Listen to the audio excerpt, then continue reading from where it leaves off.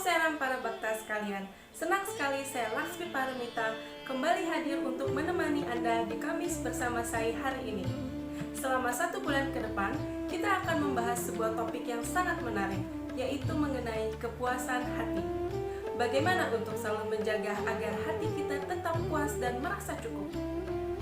Bhagwan Sri Satya Sai Baba meminta kita untuk selalu mengendalikan keinginan kita, karena keinginan adalah sumber dari segala penderitaan.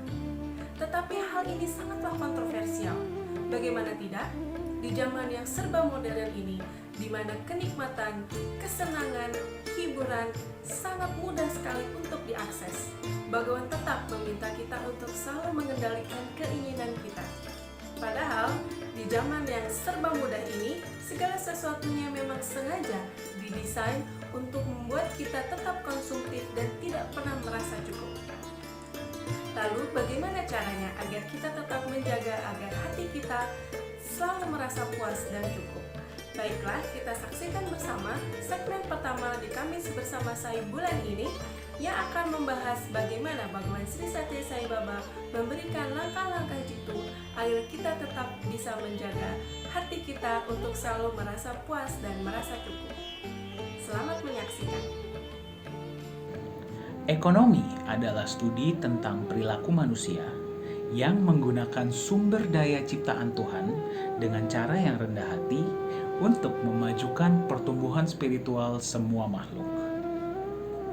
Makna yang diberikan oleh Bhagwan Sri Satya Sai Baba lebih menekankan pada kemajuan spiritual seluruh manusia melalui seluruh ciptaan Tuhan.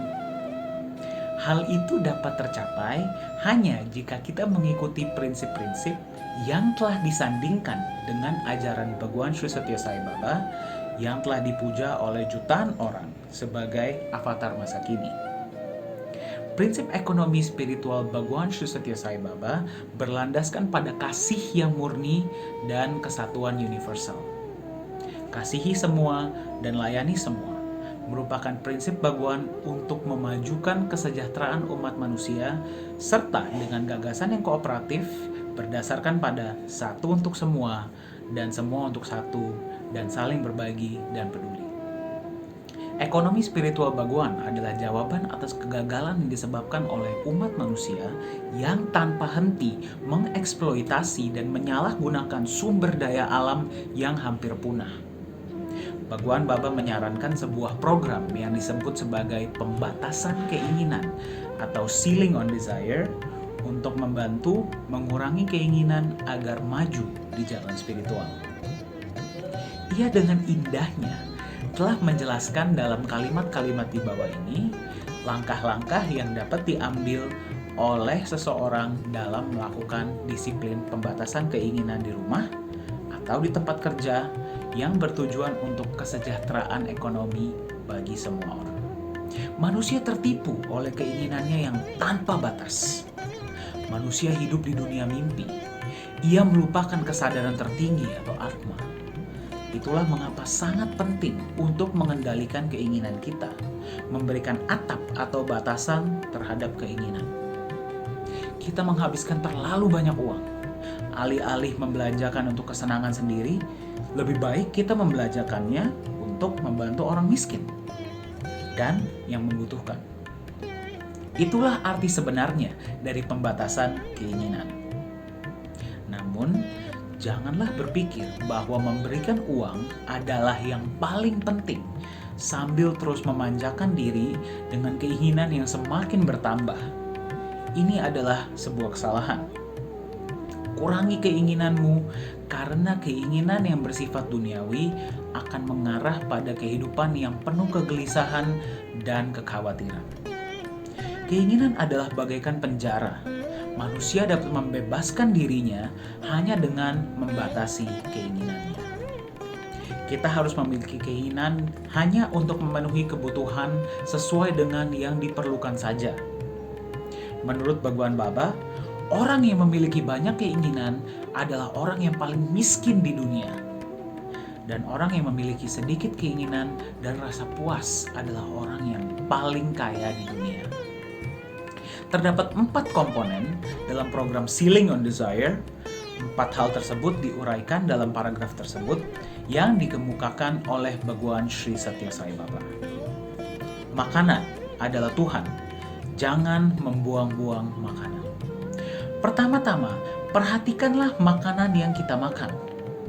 Makan hanya apa yang perlu kamu makan. Jangan menjadi rakus. Jangan mengambil berlebihan sehingga kalian akan membuang sisanya. Membuang-buang makanan adalah dosa besar.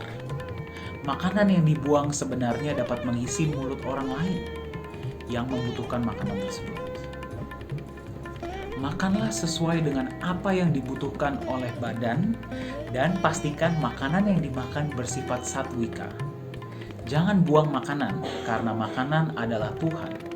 Manusia lahir dari makanan. Penyalahgunaan uang adalah sebuah kejahatan. Kedua, bijaklah selalu dalam menggunakan uang. Seorang manusia membutuhkan kekayaan hanya sebanyak yang diperlukan saja. Seperti ukuran sepatu, jika sepatu terlalu besar, kita tidak dapat berjalan. Jika terlalu sempit, akan merasa sakit. Uang juga seperti pupuk kandang. Jika pupuk ditumpuk di satu tempat, maka akan mengotori udara. Sebarkan seluas-luasnya, sebarkan di atas persawahan, maka alam akan memberikan hadiah berupa panen. Demikian juga ketika uang dihabiskan untuk mendukung kegiatan kemanusiaan yang baik, maka uang akan menghasilkan kepuasan dan kebahagiaan dalam banyak hal. Juga seperti darah, uang harus selalu beredar agar tubuh kita sehat, kata Baba. Waktu terbuang, maka hidup terbuang. Ketiga, sadar akan penggunaan waktu. Seseorang tidak boleh menyia-nyiakan waktu. Waktu harus dihabiskan dengan kegiatan yang bermanfaat. Waktu harus disucikan karena segala sesuatu yang abadi di dunia ini tergantung pada waktu. 4. Jangan berbuat keburukan. Lakukanlah kebaikan. Keempat, hemat energi sangatlah penting. Energi fisik, mental, dan spiritual kita tidak boleh disia-siakan. Berbicara yang berlebihan, melihat dan mendengar hal-hal buruk, mengatakan keburukan, memikirkan yang buruk, dan melakukan perbuatan tidak baik.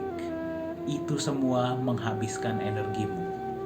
Berhematlah di kelima area tersebut dan buatlah hidupmu jadi lebih bermakna. Kerangka kerja di atas berdasarkan pada ajaran Bhagwan Sri Satya Sai Baba yang telah mengkategorikan ke dalam 4 komponen penting.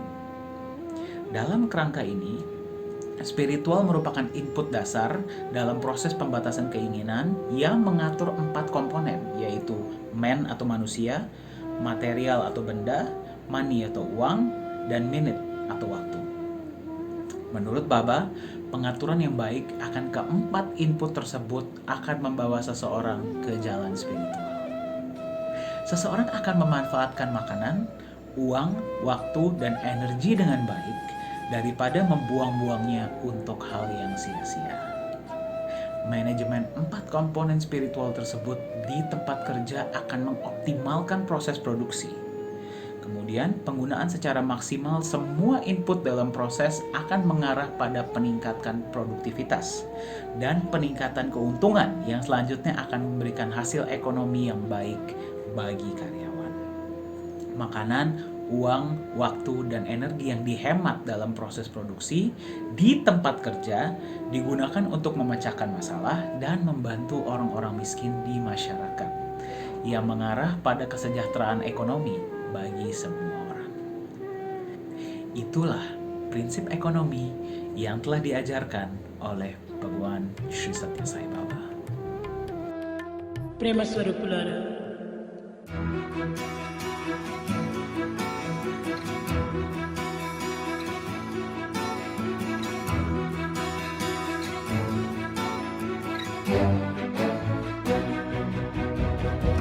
साईश्वराय विद्महे सत्यदेवाय धीमहि तन्नः सर्वः प्रचोदयात्। साईश्वराय विद्महे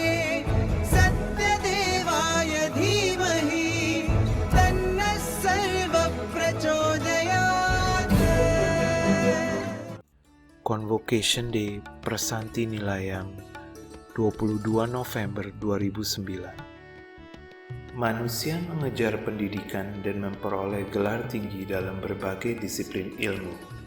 Tetapi dalam kehidupan mereka sehari-hari, perilaku mereka benar-benar berbeda dengan prinsip-prinsip yang mereka pelajari.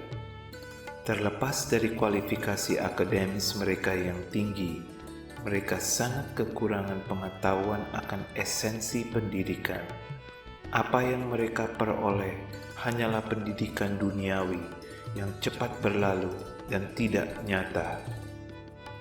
Ada jutaan siswa dan orang-orang berpendidikan tinggi di dunia.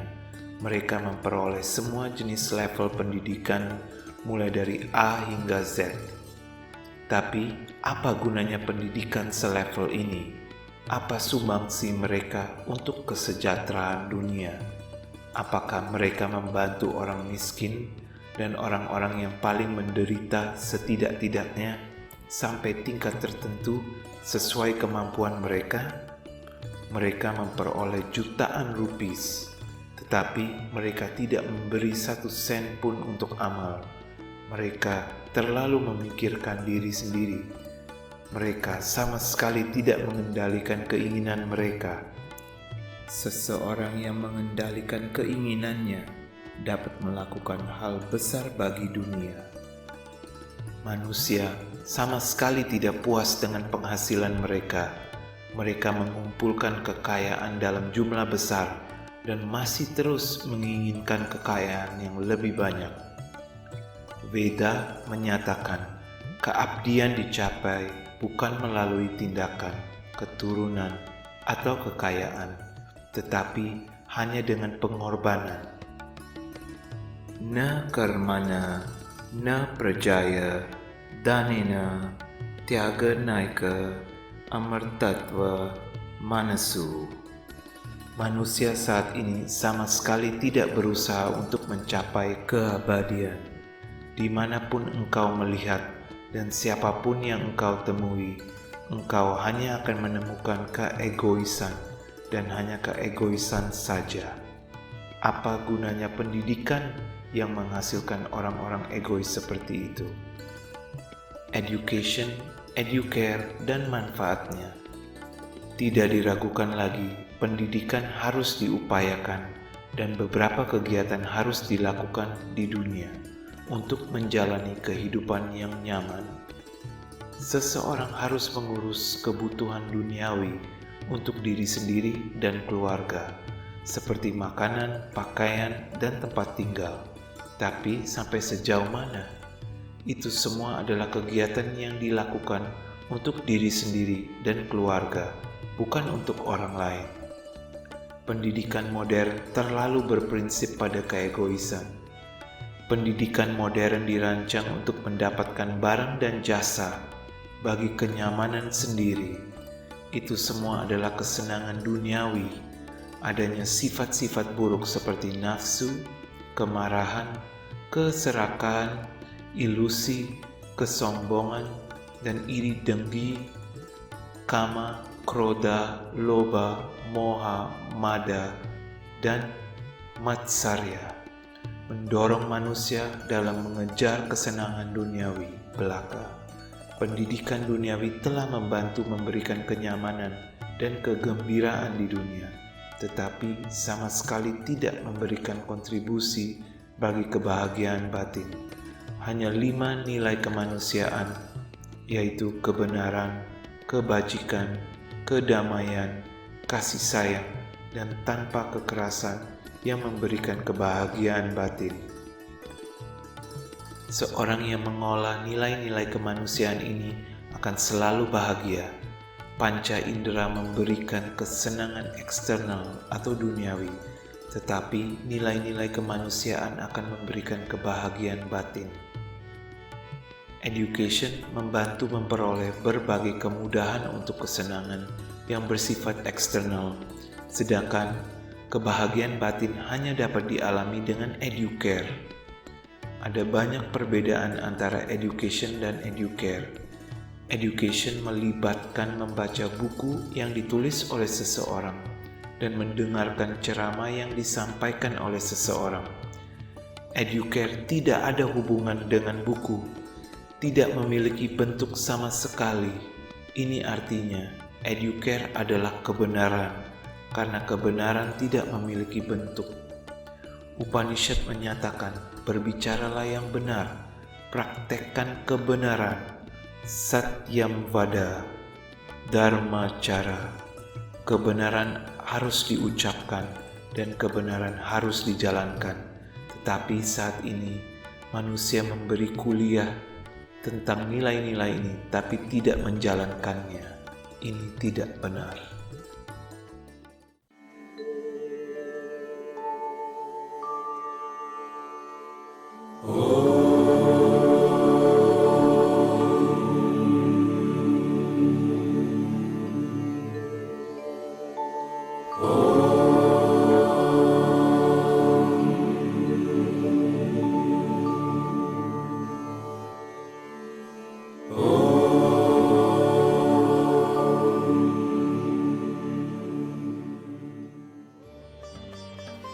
Bagaimana para bakta sekalian? Tadi kita bersama-sama telah menyaksikan langkah-langkah jitu yang telah diberikan oleh Bhagawan Sri Satya Sai Baba untuk mengatapi atau mengendalikan keinginan kita.